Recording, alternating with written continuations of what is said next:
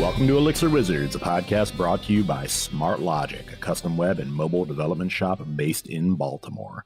My name is Justice Epen, and I'll be your host. I'm joined by my co-host, Sunday Mint. Hello. And my producer, Eric Ostrich. Hello. This season's theme is Adopting Elixir, and today we're joined by special guest Jenn Gamble from Very. How are you, Jen? I'm great. Hi, thanks for having me. Super glad to have you. I have been dying to have you on the show since I heard your keynote at ElixirConf 2020. I was, I think, probably sitting in a hot tub in Mexico on the whatever that coast. Yes, you were hosting in a pretty cool location. I remember. Yeah, and you gave an excellent introduction to machine learning, I think, for Elixir developers. And we just had the announcement in the last couple months of a new machine learning library from Jose Valim that is sort of setting up the community to become a much bigger player in the machine learning community. So we're going to talk about that today, but I want you to start off just by telling us about Very and your role there and what kind of work you're doing. Yeah, so Very is a IoT engineering firm. And so we build products for our customers. Many of the products have machine learning and or IoT hardware, firmware, physical device components to them. And I lead the data science practice at Very. So I pretty much have at least some high-level hand in all of our projects that have a machine learning component to them. And how big is the data science team over at Very? We're still relatively small, actually. Plug, we're hiring right now. We'll be growing a lot this year. So right now, official data scientists, we only have about 5, but we have a number of software engineers who are also, they can kind of sling around some, scikit-learn models and and whatnot, and a number of data engineers as well. So small but mighty and growing quickly. Can you speak to what the language markup looks like for a data science team? Maybe traditionally and maybe something that you're doing different, or are you just following the traditional path? Yeah, so I think that a few years ago, data science was probably split relatively equally between Python and R, were the two most popular languages, but Python has been really taking off in the past number of years. And a lot of the kind of exploding popularity of Python as a language overall is because of its use in machine learning and data science and their popularity. But that's only really for the model training part of it, because most of the most popular kind of machine learning model open source libraries are in Python. But for example, the project that I spoke about at ElixirConf has an Elixir backend. And so it's an IoT project, like an industrial IoT product.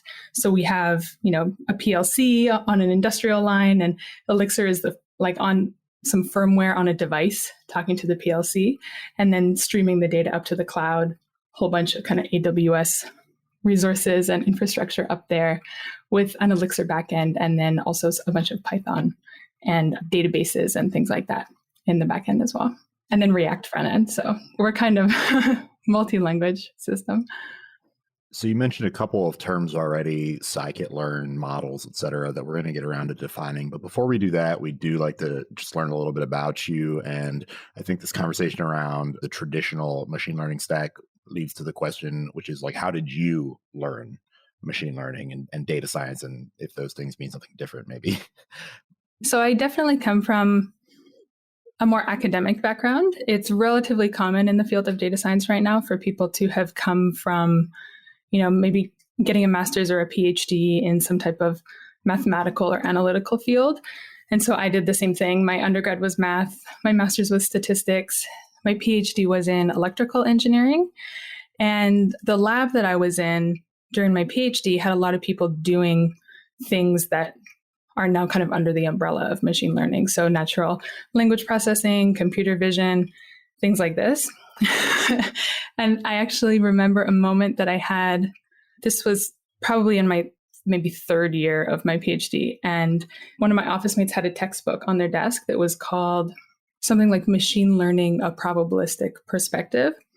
And I'm like, what is this machine learning that everybody's talking about? I hear the word used a lot these days. I don't really know what it means. And I opened the book and started leafing through and looking at the different, subjects and content. And I was like, oh, I know this stuff. This is like a bunch of like regression and classification and statistics and neural networks. And I didn't even like realize that the things that I had already been learning were actually machine learning. And so I kind of like fell into data science a little bit. The first company that I came out to Silicon Valley to work for after grad school, the reason that I came to work for them is because the methods, like the specific mathematical methods that they were using, were very related to things that I had studied in grad school. And so it seemed like a good fit. And I thought, I've never worked in industry. I was previously kind of heading for this academic career. I'd like to go see what it's all about. And then once I started working on these kind of real world applications, I got more and more addicted to this kind of fast feedback loop. Like, oh, look, they're using our stuff. Like we're making, an impact, building something with, with real users versus this more abstract academic setting that I had previously been in. You mentioned this academic background, and it's really fascinating to me because we come across so many different people from so many different slices of life, so many diverse backgrounds. And I actually personally don't know that I've come across a lot of people from the academia space. When you were going through and you were like, I'm going to go for my master's, I'm going to go for my PhD, did you have a vision for like your 5-year plan, your 10-year plan? Did it include, having a doctor in front of your name? Or was it, what did you see yourself doing and how is it different? I've always taken, I guess, the somewhat naive approach of whatever I thought looked most interesting at the time and gone and done that and like made some lucky choices that ended up being hireable or like in hot job markets or this type of thing. Making the transition from, they sound like kind of the same thing, but from math to statistics to electrical engineering and then to data science. I think it's been really valuable for me to have to kind of relearn a slightly new field a number of times where the stuff that I previously know has been relevant, but there's new terminology, new language, new preconceptions and assumptions and all of that. And so I'm really into, I feel like every 3, 4, 5 years, I start to get bored and like want to branch into a new field in some way. I want to know a little bit more about the narrative there. Were you in school the whole time? Did you take breaks and work in the industry, or did you go straight from your PhD into industry? And like, what was getting that first job like? Yeah, so I had a kind of a break for 2 years in between my master's and my PhD. I worked full time, but it was still at a university, and it was at like a kind of part research, part statistical consulting type of a role.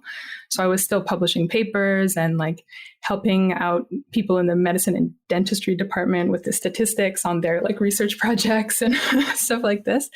And then it actually hadn't even really occurred to me to go into industry until I was in my PhD. And because in electrical engineering, it's much more common for people to go work in industry as opposed to like mathematicians mostly stay in academia. And so all of my coworkers, like my lab mates, they were going off to work at whatever different big tech company, computer vision labs and whatnot. And so I was like, I've never tried this. Like maybe I should actually go see if I like industry. I had never even done an internship or literally anything in industry at all until I finished my PhD. You didn't have like a job in high school waiting tables or something like that? Oh, no, I did. Just not in computer science. Okay. I worked like 2 full-time jobs in the summers in between school and undergrad. I was always working part-time, definitely, until my PhD when I had whatever research or teaching assistantships and that type of thing. But yeah, and also like in terms of computer science and like software engineering, in my master's, I used R a lot. And then in my PhD, it was all MATLAB. And so I didn't even start using Python heavily until I came to industry either. Okay, so you grew up on MATLAB and R Mm-hmm. in university. Okay, so this is what I was picturing when Sunday was asking about kind of traditional stack. I was kind of expecting the MATLAB, the R response. And now I'm hearing about Julia all the time, but I don't know if they really use those in universities. Doesn't Wolfram Alpha have their own programming language now, or is that MATLAB? It's different than MATLAB. I know they do have their own language. In industry, in data science, Python is definitely like the most popular one these days. But, and also Scala to some extent, although a lot of people are using, PySpark, which is like essentially a Python wrapper around Scala when they want to be doing the stuff in a more distributed, quote unquote, big data way. So I just want to echo kind of the whole story. So we've got the frame, which is you've got a stats and math background. You went into the PhD. At that point, you're learning electrical engineering. Am I getting this right? It was in an electrical engineering department, but I was really doing more math and statistics. And a lot of the stuff I was learning is now what we call machine learning and data science. It was a lot about how to look for patterns in data, how to understand high dimensional data sets, and how to process data and make predictions and things like that. Now, okay, high dimensional data set. Remember, someone put a tag in that because we're going to have to come back to it. Now, I think we need to start talking about, okay, what are the broad concepts that someone coming in? Also, this came to mind to me earlier, which is that, I mean, you're a director, you probably work with people a lot. I've noticed that the people who work really well with people and have great personalities in tech almost universally have had that experience of like working while in school, the part-time job thing. Yeah, interesting. That's somehow not surprising. Yeah. It's like a realistic perspective on the world. Mm-hmm. Everyone should work in service industry at least once in their life, right? Yeah, absolutely. I just want to make sure, did we hit all the biographical things that we wanted to hit, Sunday? Yeah. And I just also want to echo this. It's interesting that you mentioned that, you had a lot of colleagues who were leaving academia for industry. I also didn't study electrical engineering, but half of my life is electrical engineering related in terms of like all of my volunteer activities. And I come across like a hard divide. People are either in academia space or in industry. Bridging the gap is like super difficult. So it's always interesting for me to hear that somebody's moved from one to the other. And I'm definitely curious to see how that pattern progresses over time. It's very interesting. And I think now that data science is becoming more mature as a field, there are like much faster paths into it now than there were like 5, 6, 7, 8 years ago. There's, Masters of Data Science programs at many, many universities now.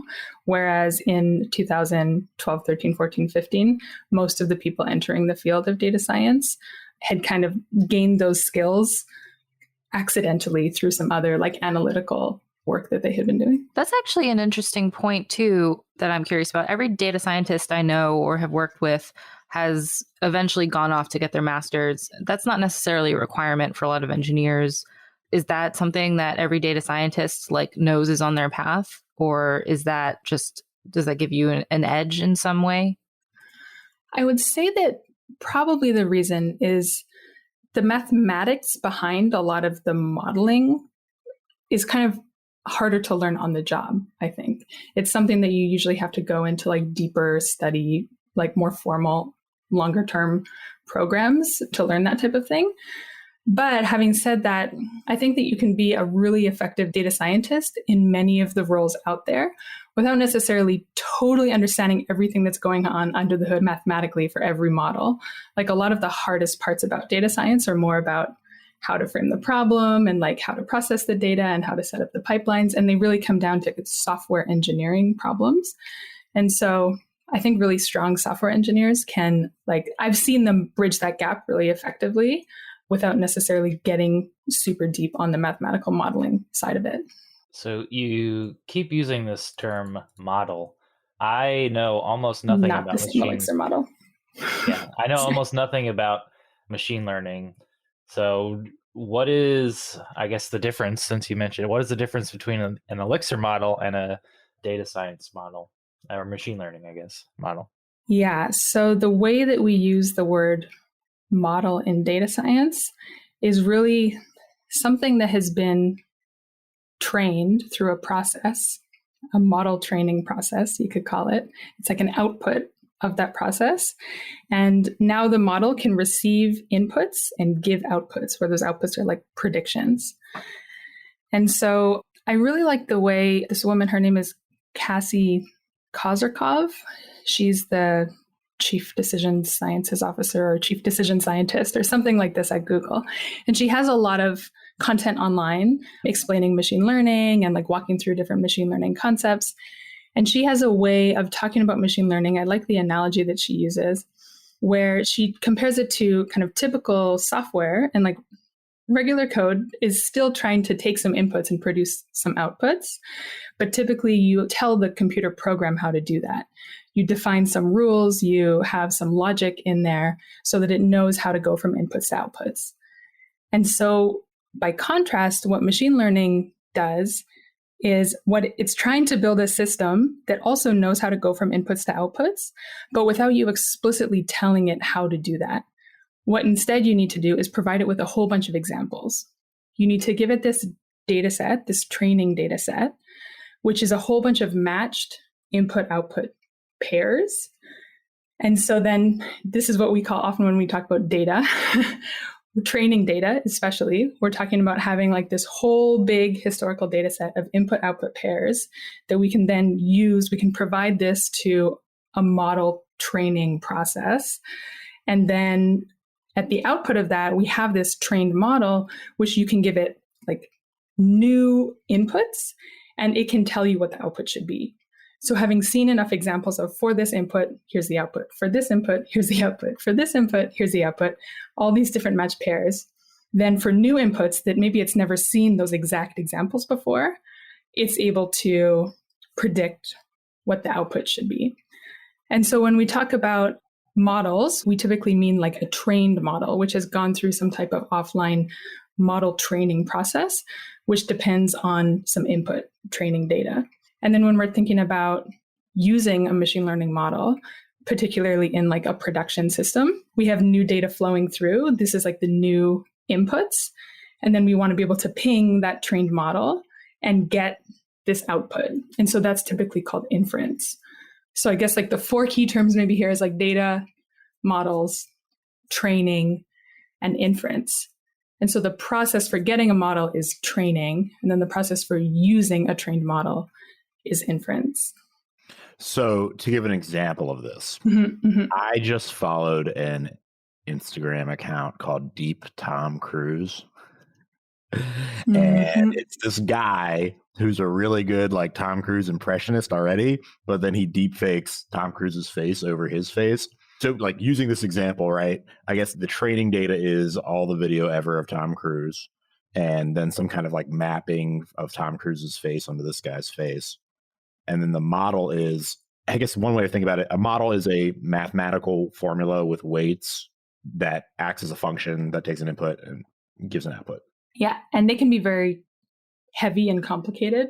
Like a neural network, for example, could be something where there's like thousands and thousands of nodes and then edges between a bunch of the nodes, like layers of nodes and edges between them. And each edge has a different weight. And then there's some functions that are combining all of those. So you're right that it is a function typically, but it can be a very complicated function or like sequence of functions.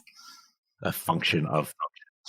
So, go ahead. When you were talking about the way that the data gets matched, it was reminding me a little bit of pattern matching, but I feel like that's not exactly what you were trying to say. But I guess, is there some kind of parallel example that you can draw from pattern matching to what you were describing just now? So typically with pattern matching, you have some type of similarity function that you're trying to optimize against. And so when you have like instance 1 and instance 2 and you're trying to compare them, you have some measurements that you're taking and then you're seeing like, okay, how similar are these to each other? And you're trying to give some number that judges similarity. And so that is a very applicable notion in machine learning. A lot of the kind of mathematics underneath the model training process is often it's doing like an optimization. It's trying to do some like determining the weights, for example, of one of these, functions like a neural network. It's doing an optimization process to determine exactly how those work. But in terms of the broader setup of the entire system, the part that I am most kind of interested in, that I feel like is where the real art comes into data science, is the part that I call like analytically framing the problem, where in many cases you have maybe some like ambiguous business problem that you're trying to solve, and then you have a bunch of data that's available to you. And so you need to decide like, what are the predictions? What are the outputs that we're even trying to get our machine learning system to do? So maybe a common example is something like Netflix, like recommender system, right? So when you were giving your Twitter example, I'm assuming that this account was like recommended to you somewhere. You saw it pop up in some feed. Yeah, they know I love Tom Cruise. Right, exactly. And so in that example, the inputs to the algorithm are probably a whole bunch of information about you. But then also there have been a whole bunch of information about other people who Twitter kind of judges to be like you in certain ways, and the way that you're currently interacting with the system and how much you're using it. And like, there's probably hundreds or thousands of variables that Twitter has about you and about every user and about your similarity to those other users. And so then when it sees other people liking certain accounts and it thinks that you're similar to those other people, then new input is, Justice at this time on this day, looking at this screen. And then the output is, what are these kind of 3 recommended people to follow that we want to surface to him, right? So I just want to echo, first of all, some of the broad concepts that we kind of already covered, and then I want to get an example of one of them in particular. So we're talking about models, which are, I think, in my words, a function that's been trained to give you an output that predicts something useful. You've mentioned weights. So I want to talk about weights in the context of a model. And then you've mentioned, I think, 2 different algorithms or classes of algorithm, which is one is a training algorithm and the other is an optimization algorithm, unless one is a subset of the other. Often optimization is a technique that's used as part of a training process. Okay. There's a whole bunch of there's a ton of different machine learning models, and then each of them has different training processes and different optimization. Yeah.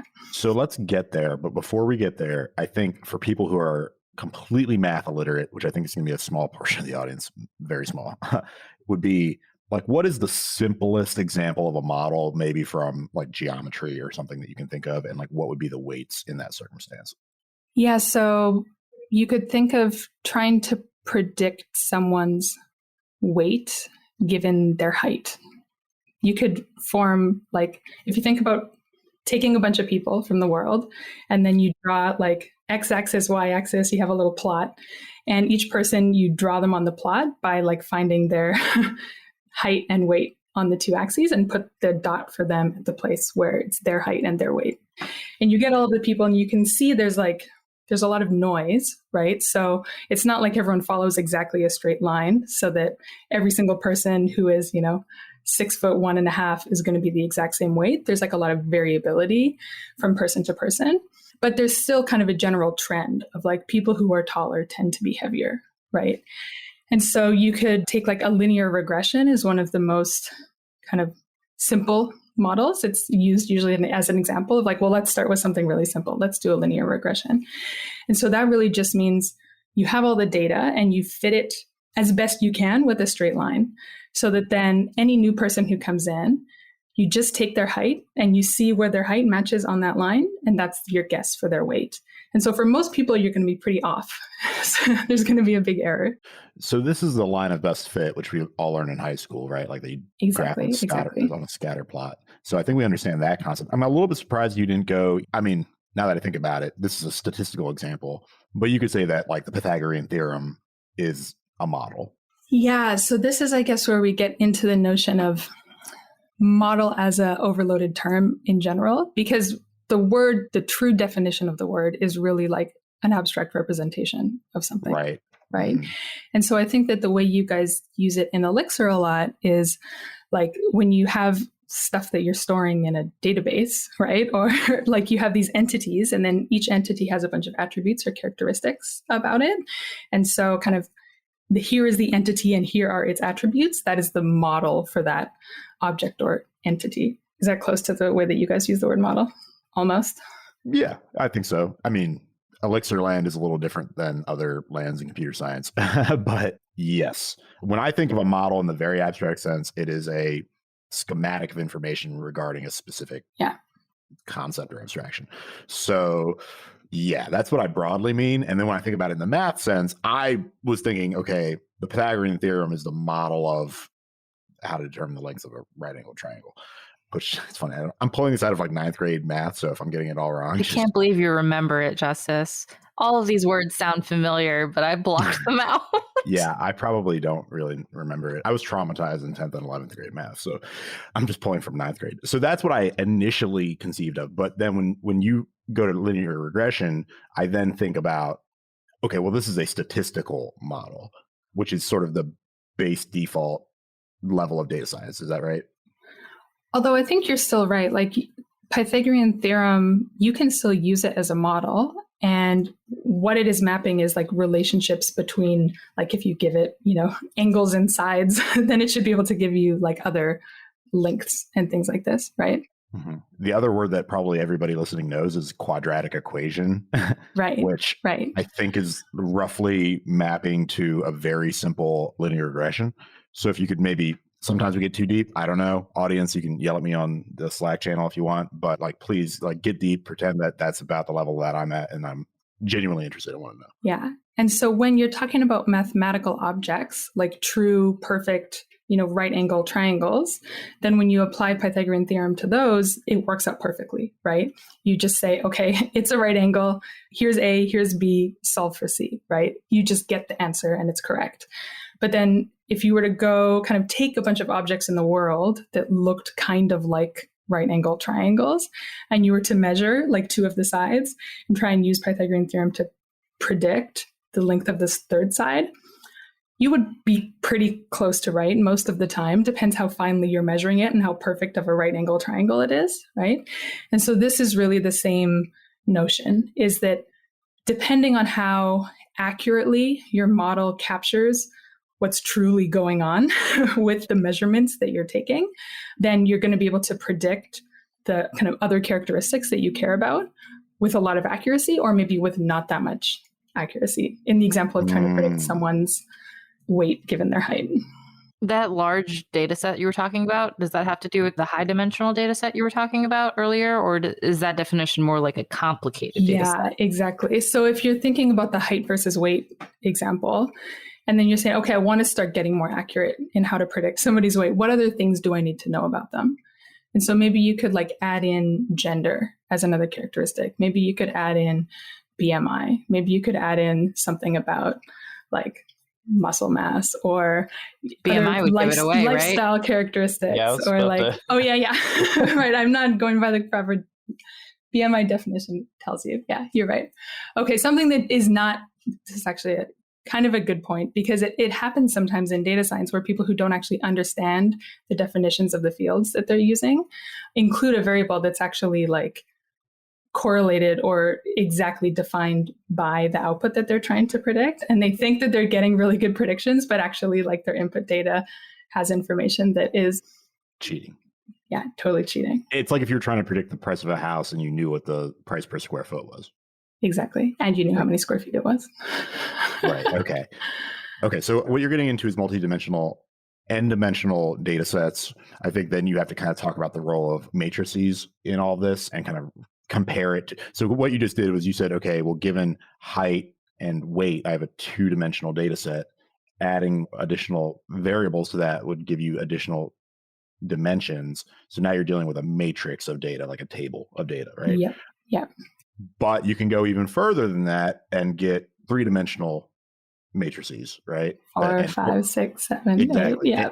N-dimensional matrices. Can you kind of talk about like what is the path to grappling with such a problem and being useful once you've learned something?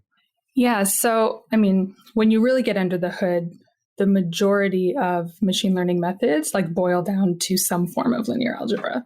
Most of the time, there's like an optimization happening over matrices for like most of the machine learning that's happening. So there's two questions. There's one is like, do you want to understand what's going on? Like if you're someone who's interested in machine learning and interested in data science, then do you want to understand what's going on under the hood and be getting into like, how the optimization is performed and how the weights are computed, and like, given this input data set, how do you actually get a trained model and what does that trained model mean and all of this type of thing. And then there's a completely kind of related but separate side of it, which is like, if you have a good understanding of the kind of categories of models and like the types of modeling approaches that are possible, then how do you kind of construct or architect like a machine learning solution to a problem? To be able to do that effectively, you don't necessarily have to be really in the weeds on how exactly each machine learning model is doing the optimization that it's doing and how the model is getting trained. But you really have to understand like what data is relevant for the problem. Like if you're trying to solve the weight height problem, like knowing some stuff about like human physiology and like what other variables you could go get about people would be much more effective than just like throwing someone's height into a fancier model to try and get a more accurate prediction about their weight. So now that we've sort of laid down, I was going to say base model. I wonder why I was going to say that. Now that we've layered down a foundation for machine learning, can you speak a little bit as to how it fits in with IoT and maybe how you're using it at Very for IoT? Yeah, so the use of machine learning in general, I think the situation when it's most helpful is a situation where you want to be making some statements, some predictions, and you would have a hard time like writing down the rules to get a computer to tell it what to do. But you do have a ton of examples. You do have a ton of those, like some historical data with a bunch of input-output pairs. So think of the way that Google puts this annotation on pictures, right? It would be really difficult for a human to like write down the list of rules of things to look for in an image to determine whether it was a cat or not. But if you show the algorithms like millions and millions and millions of pictures and you have them labeled as containing a cat and not containing a cat, then the algorithms can learn and like you can show it a new picture and it can tell you if it has a cat or not. And so when we get to IoT, the thing that is really helpful is that you're actually starting to gather data, not only through software. You're starting to gather data from devices that are out in the world. And you can start to have interfaces with users, not only through software, but also through like IoT devices. And so it kind of opens up this space of the ways to gather data and the ways to interact with users through connected devices and not only through screens and software. I want to return to this question of understanding the underlying model and the algorithms that led to that model and being able to use them, right? Like being able to intuit what the outcome would be or can be. One thing that we talked about on a recent episode was, most people in computer science think that it's like very good for you to know computer science fundamentals, how memory operates on your board, all the ones and zeros, assembly, C, etc. And my argument was sort of like, well, it's actually better to learn the abstractions all the way up the stack without really understanding what's going on underneath of it so that you can do something interesting. And I guess I'm just curious, is there something comparable to that in data science? Is there a way to start building up an intuition around what the most fundamental abstractions are without actually understanding sort of numerically what they're doing? My answer is a little bit of a cop-out because it's the correct abstractions depend on what it is you're trying to do, right?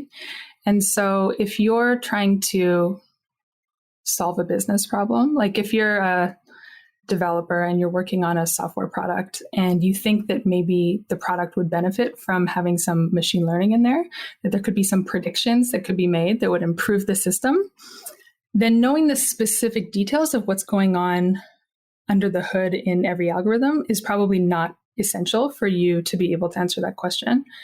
But knowing like what types of problems can machine learning solve? So first question you can ask is like the thing that we want to make predictions about. Do we have historical data available that we would be able to use for training? Do we have a bunch of times where this is already known what the output was for some given inputs that we can throw into a model training process so that then in the future, when we only have the inputs and we want to make the predictions, get the outputs, we're able to do that. A lot of the time people think that, if you just dump all of the data in, the machine learning is going to kind of figure out the correlations and it'll understand the right thing to do. But if it's a situation where you haven't actually observed the things that you want to be able to predict, if you've never observed them in the past, then like you have nothing to train on, right? All you can do is kind of look at historical data and say, okay, this is what normally happens. And then this is what's called unsupervised learning. When you don't have any labels on the data, you just have a bunch of data. And so then you can say, this is what the data typically looks like. And you can do things like anomaly detection or clustering.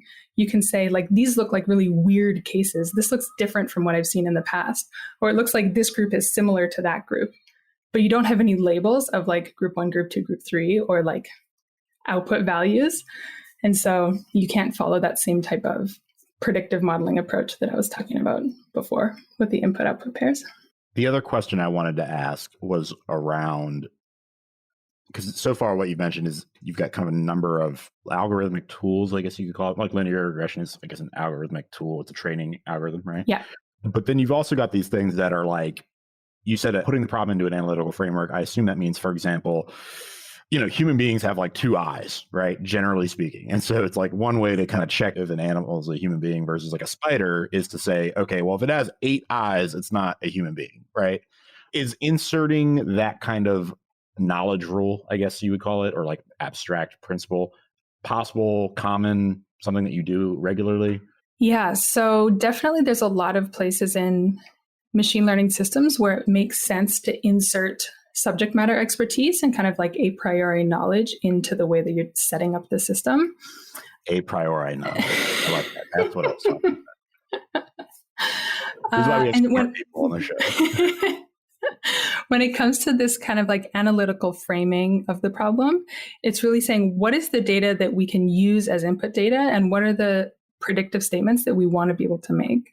So like in this human versus spider example, it's like, are we trying to label something as a human? Are we trying to count how many eyes it has? Are we trying to figure out how big of a picture it is? Are we trying to like identify whether it has a face or not?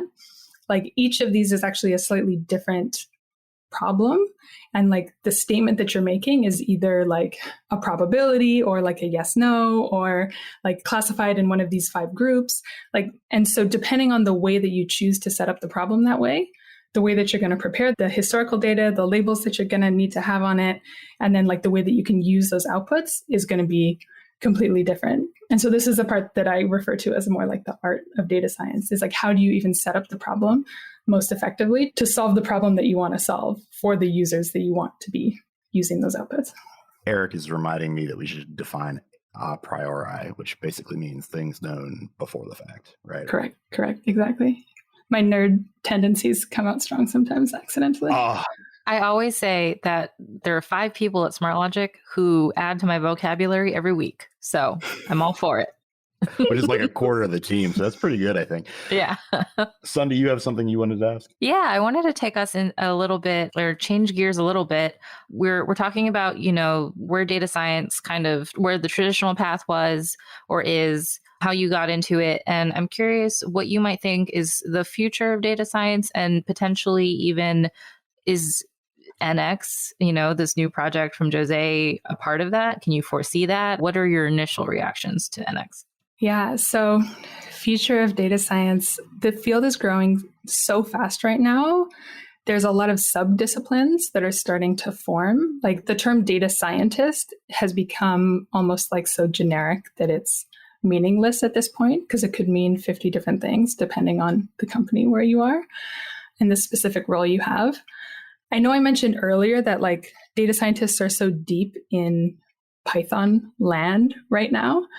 And so to be able to, I love having data scientists work really closely with software engineers. And like when I've been working on my most recent project that I was mentioning with the Elixir backend, I was working really closely with, the Elixir developers, especially on the like data pipeline side of things. And I think that overall data science has not been as software engineering minded in our development practices as I would like to see.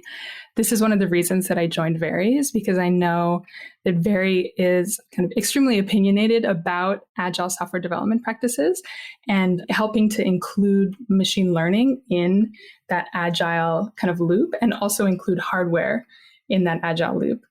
And so the places where I see Elixir particularly playing the greatest role in these types of machine learning systems, so far the experiences I've had have been more on the like data pipeline side, like helping to take the data from the source that it's arriving from, especially, if it's coming off of queues and this type of thing, being able to do this type of like really scalable streaming processing and maybe even include some of the transformations, calculations. We call it feature engineering a lot of the time. That can happen like in the Elixir backend as it's processing the data. It can be like computing extra fields that the machine learning models need. And then also before, when I was speaking about like inference, where we're actually like pinging the models and needing to get, those predictions back, then Elixir can act as like the inference pipeline. And so now with NX, it sounds like I was mentioning before that all machine learning is really like linear algebra when you get down to it under the hood, like most of it is. It sounds like it's starting to make those linear algebra calculations and computations really, really effective in Elixir. So I would imagine that the next step after that is to start to build machine learning libraries on top of that fundamental capability. One kind of caution I would give is that data scientists on average are not going to be as good software engineers as definitely as an average Elixir developer is, let's say. And so we might be a little slow to, we're slower learning new languages. We're slowing like picking things like that up sometimes. But the thing that comes to mind is I just heard about in last year, they accomplished for the first time in a lab room temperature superconduction. And the way they did this was basically by like squeezing an atom in a diamond vise. And the guy was like, yeah, I think we can commercialize this in like 5 to 10 years, right? Which is groundbreaking. But at the same time, like, it's not like we all have just diamond vices, lying around. And I kind of imagine that like data scientists from academia like come into the software kind of world and they're like, okay, we have like the computational equivalent of a diamond vise that's able to give us really good predictions. And the software engineer is like, yeah, well, I need to like deliver that to someone's house. That's just a digression. I wanted to ask you, because we're talking about NX. Basically, what my understanding of NX is that it's allows you to deal with multi-dimensional data and do numerical computation on that data. And so the word that comes up in this context is tensor. And maybe you could define what a tensor is for us and maybe compare that with is a vector the smaller version of a tensor? Yeah, so there's the mathematical definition of the tensor, which is a little bit confusing, and maybe I won't go into that side of it, but there's a package called TensorFlow in Python, which is a very popular like deep learning package. And the way that they use the word tensor really is the same as you were using the word matrix before. And so this is essentially like a table of numbers. You can think of it kind of like an Excel spreadsheet, rows and columns. And so a vector is typically like a one-dimensional matrix. So you could think of it as like a list of numbers. So vector is like, there's only like, say a table with only one column in it and a whole bunch of rows, or like only one row and a whole bunch of columns. That would be a vector. A matrix is like a table with a bunch of rows and a bunch of columns. And then there are these mathematical objects called tensors, but in the context that it's used in like most machine learning settings, we're probably talking about vectors or matrices. But you can also think about like multi-dimensional matrices, like a cube or something like that. So a vector is a single dimensional set and a tensor is a multi-dimensional set. Is it? Or yeah, that's a fair summary, I think. Okay. Sunday, do we have one more? I will honestly want to do this all day. So he does, especially when we get into math. For all he says about being traumatized by 10th and 11th grade math, Justice is here to talk about math all day. Miss Gazage. Her name was Miss Gazage, which is hard to spell, so I won't try. And she traumatized 2 years in a row. It was like, how did I get the same teacher 2 years in a row? Completely ruined math for me. And I feel like a dummy now because of it. So, but it's an honor to talk to you. Sunday, go ahead. Yeah, I think the last big thing is when we were kind of researching to chat with you, we realized that it maybe is not an everyday thing for somebody to keynote ElixirConf with a talk about machine learning. So can you speak a little to how you decided to do that and how that came about? So I work pretty closely with Justin Schneck, who is Justin's neck? Sorry, I'm just kidding. I love that. Is this his nickname that I need to start?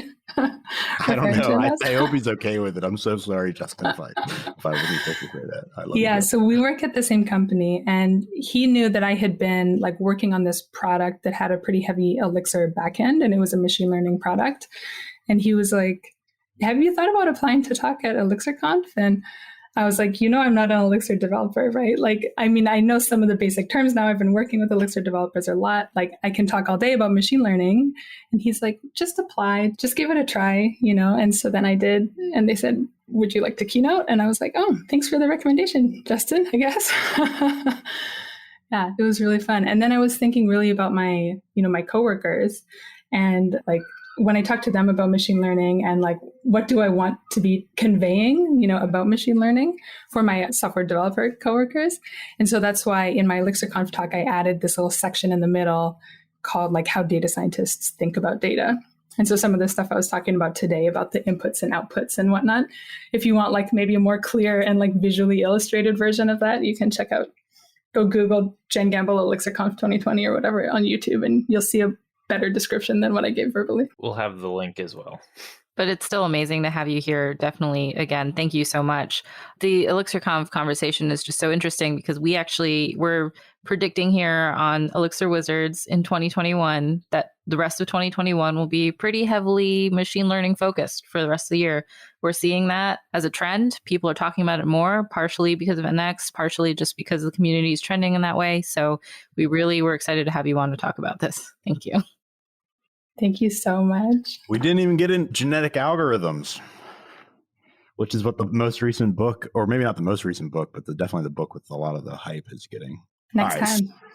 Next time. And there will be a next time. Before we let you go, we like to give the guests the last few minutes to make any final plugs or asks for the audience where people can find you, support you, etc. So the floor is yours. Probably my biggest plug is that we're hiring right now at Very, not only in data science and machine learning, but Elixir, Python, Ruby, like a lot of different backend. If you're a designer and you're listening to this podcast, if you're a product manager, we're hiring all across the board right now. So definitely check us out and we can kind of nerd out more on these topics.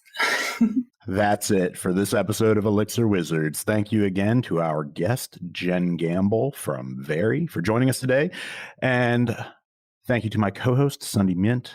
Thank you to my producer, Eric Ostrich, and our executive producer, Rose Burt. Elixir Wizards is a Smart Logic production. We get production and promotion assistance from Michelle McFadden and Sinai Daniel.